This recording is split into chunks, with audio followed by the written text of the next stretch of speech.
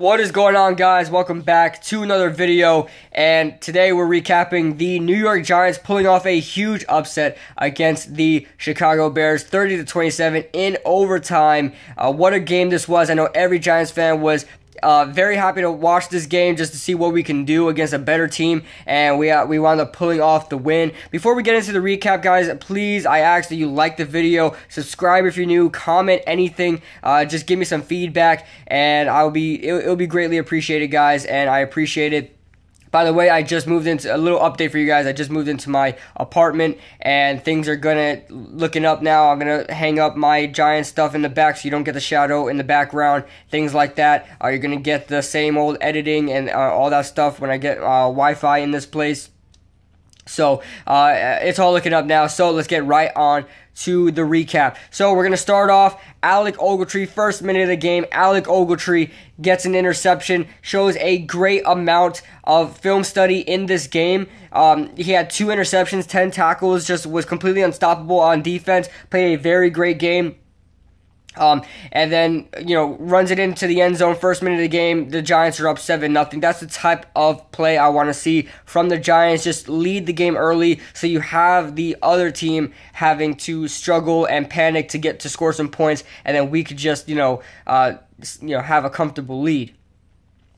We look at Eli Manning late in this game. Oh, by the way, Alec Ogletree had another interception in this game, showed a great amount of film study once again. The running back was on a wheel route, and Alec Ogletree was able to read the pattern from the other receivers, read that running back, and get that interception. And I believe has now 4 interceptions on the year. What a year that Alec Ogletree is having for the New York Giants. It should be his best year as a pro in the NFL with the New York Giants. We'll see what happens. I'll have to look at the stats and stuff like that. But now we move on to Eli Manning. It's the first quarter. I think Eli already targeted OBJ about 6 times just in the first quarter, and I already was just starting to figure out, Eli's starting to target him a little too much in this game. It's starting to worry me a little bit. He's not looking at anybody else. This defense is going to catch on, and surely they did. Eli Manning throws an interception to Kyle Fuller, who's having a phenomenal year. 6 interceptions on the year from Kyle Fuller,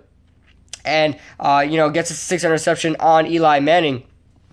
And Odell Beckham had a slant route, typical five-step slant route, just a normal 5-step slant route. Kyle Fuller was able to read that perfectly, and he was there on the route before OBJ was, and Eli was able to throw that interception. Typical Eli, but Eli didn't play his best game either, and he struggled in this game. He had to get his team to help him out. He's a game manager now. That's just what we have to sit here and deal with the fact that Eli is a game manager now. We look at Akeem Hicks in this game, pulling off his best William Perry impression, punches it into the end zone for a touchdown. You like to see that as a football fan, an NFL fan, but you don't like to see it against your team, and you like to see that paid homage to the fridge. We then move on before the half, guys. Before the half, this is probably the drive of the game. Before the half, you have Saquon Barkley, 3rd down and 23, about 16 seconds left to go. Chicago calls a timeout to stop the clock for whatever reason. Don't know why, but it winds up biting them in the butt. And Saquon Barkley is able to run for 20 of those 23 yards that we needed. And I believe it's 22 yards that we needed. It looked like he was only going to have a 2-yard run. He's just the best running back, the most talented running back in this NFL era that we have right now already, even though he's a rookie. He runs for 21, 22 yards when he only had 2 or 3 yards to get, just shifting through guys. The offensive line knew that he was still running, kept blocking for him. He was able to punch it in, and sets up a 4th and 1, I believe, 4th and 2. And, just a beautiful 4th down play for the Giants. Everybody thinks it's going to go to Odell. Odell runs a go route. The defense catches on to him. Rhett Ellison runs a underneath out route. And just a beautiful design there to get the 1st down and run it out of bounds, setting up a Aldrick Rosas 57-yard field goal. And he makes that one to have us trailing at the half 14-10. And Aldrick Rosas should be voted into the Pro Bowl. Sets a new career high, 57-yard field goal, 57-yard kick In the rain, by the way, in the rain. And, this so far this season, he has not missed an extra point, and he's only missed one field goal, I believe. So, great job by Aldrick Rosas this season and in this game. And then in the third quarter, right out the gate, Saquon Barkley running hard in that third quarter, immediately making an impact in the third quarter. Then we move on to Saquon Barkley leaping over. I believe it was in the same drive. I believe it was the first drive that the Giants had. Saquon Barkley just leaping over Adrian Amos. I mean, Adrian Amos didn't even have didn't even have like 6 inches on Saquon Barkley. Wasn't even close to reaching his legs or tackling him whatsoever. Just Saquon Barkley completely clears him. And I want to not only highlight that moment of the play, but let's highlight Eli Manning as well, shifting in the pocket, displaying a lot of trust in his offensive line, and you could see that more and more every week. Eli Manning is actually moving in the pocket, stepping up in the pocket, not looking as stiff as he used to. I guess he's looking at game film, guess he's getting more trust in his offensive line, but he's moving in the pocket more. To give that ball to Saquon Barkley in that play where he leaped over Adrian Amos, Eli Manning had to shift in the pocket, change his direction, and kind of, go with the flow as far as the pocket was going. The pocket was collapsing. He had to move up, change direction, go from left to right, and get that ball to Saquon Barkley. So great job by Eli Manning. And then later in that drive, Eli Manning throws a prayer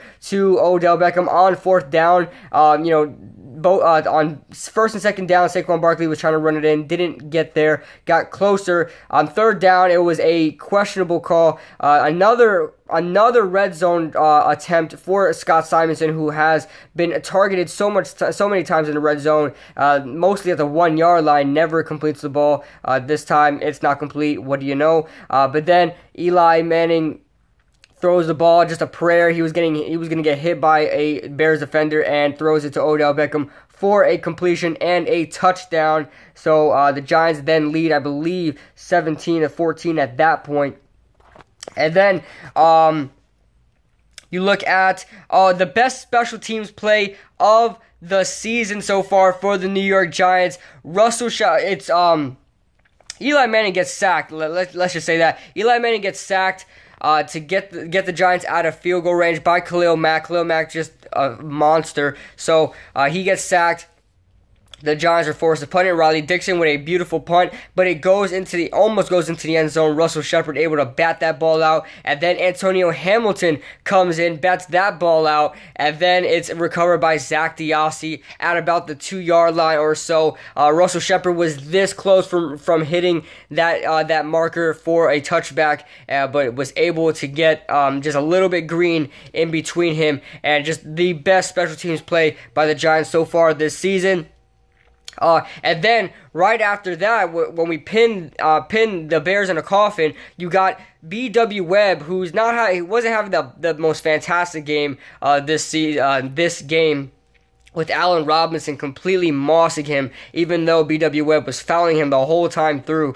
But B.W. Webb recovers from that, able to force a fumble on Taylor Gabriel, and it sets up the Giants already in the red zone. And from there, we're just in a position to win the game at that point, and then the Giants then add a field goal to that. I believe they add a field goal to that, or a touchdown to that. Correct me if I'm wrong. But anyway, yeah. So in that game, it's like 27-20, and then the Bears somehow move in the game, move down the field, score a touchdown, and I'm watching this game, and I'm like, okay, it's 27-20, right? Now, the Bears need an onside kick. They need an onside kick. There's like 2 minutes left in the game. They're not going to, they might get this. But I don't know. I was like, okay, we won this game pretty handedly. We won it. We're gonna be fine. And then I don't know. I just had this feeling right before we kicked the ball. I was like, Jesus. We're gonna. I knew it, because all the Bears needed against the Giants was a 3 out of 38 chance to get this onside kick, and they did that. There was only 3 onside kicks recovered this season out of 38 times, and that's all the Bears needed against the Giants, because the Giants have the worst luck in NFL history, and they get this. So it's 4 of 39 in the NFL so far this season, and the Bears recover you know, just time after time after time, it looks like we got the Bears and we won the game, and then they convert on third down and convert on fourth down. Tarik Cohen completely killed us in this game, and they score another touchdown. This time it was Tarik Cohen pulling off the Philly special, getting the touchdown to rookie Anthony Miller, and now they tie the game 27-27, and now the Giants are in overtime.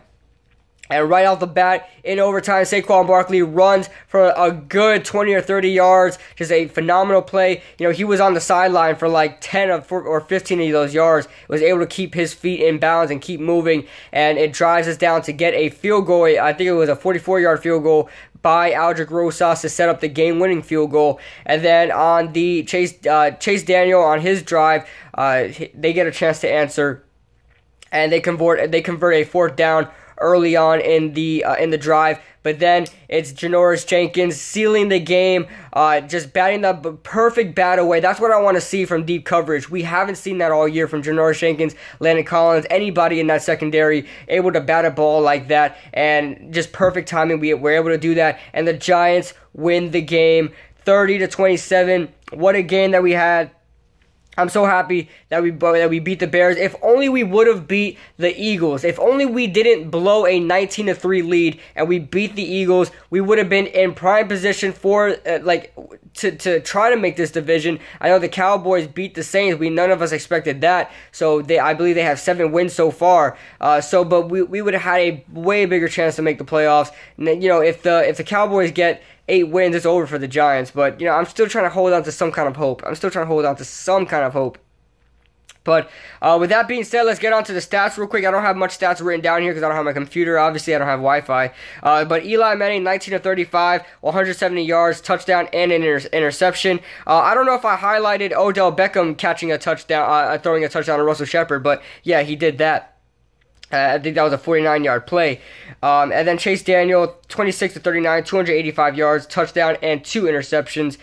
You look at Chase Daniel, had like 86 yards in the fourth quarter. Like the total throughout 3 quarters, he had 86 yards. Got all his yards in the last plays of the fourth quarter and overtime. We look at my, we'll get into my awards in just a second, but I want to highlight B.J. Hill. I really want to, even though Olivier Vernon had 2 sacks as well, so he finally showed up in the game, but B.J. Hill, I mean, I think he's the sack leader on the Giants right now, and he had 3 sacks in this game. That is a season high for the New York Giants so far this season. 3 sacks. B.J. Hill is just coming into his own right now. It reminds me of Mike Daniels. He's reminding me of a Mike Daniels of the Green Bay Packers. Might be the next Mike Daniels of the Green Bay Packers for the New York Giants. And B.J. Hill just lighting it up. I'm loving B.J. Hill. Just a complete steal in the 3rd round for the New York Giants. But then I want to highlight the awards. Let's give the Offensive Player of the Game award to Saquon Barkley. 24 attempts, 125 yards. I believe had about 30 or 40 receiving yards and a 5.2 yards per carry average. The Defensive Player of the Game I'm going to give to Alec Ogletree. 10 tackles, 2 interceptions. Was very, very instrumental in us winning this game. And then we got B.J. Hill. 3 sacks, 2 tackles for loss. He's like the co-defensive player of the game. We look at the A-Lit award, the At Least You Tried award that goes to the best player on the losing team. Tarik Cohen, 8 attempts, 30 yards on the ground, 12 receptions, 156 yards, and a passing touchdown. So great job by Tarik Cohen. The Terrence Mitchell award, which is the player just having a bad day, definitely goes to Chase Daniels. I had 4 fumbles. Just the ball hit him in the face so many times I couldn't count. We couldn't throw the ball very well. Got sacked 5 times by a team with a bad pass rush. So great job by the Giants. Great win. We're looking forward. I don't even know who we face next week. Correct me if I'm wrong, but is it the Redskins we face next week? I don't even know. Oh no, we face the Titans next week. That's another challenge, but we'll see what happens. They just barely squeaked off a win against the Jets, so hopefully we can get a win out of them. But that's my recap, guys. I apologize if it's a little too long, but leave a like if you guys enjoyed, subscribe if you're new, and I will get everything going soon. My whole setup will be back to normal very soon. Stick around for that, and I'll see you guys in the next video.